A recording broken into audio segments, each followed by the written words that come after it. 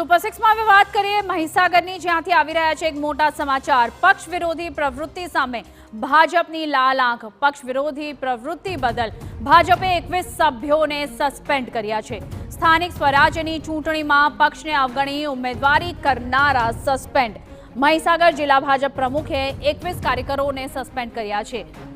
બાલાનીસોરમાંથી 4, લુણાવાડામાંથી 4 કાર્યકર સસ્પેન્ડ કરાયા છે, તો સંતરામપુરમાં 13 કાર્યકરોને ભાજપે સસ્પેન્ડ કર્યા છે।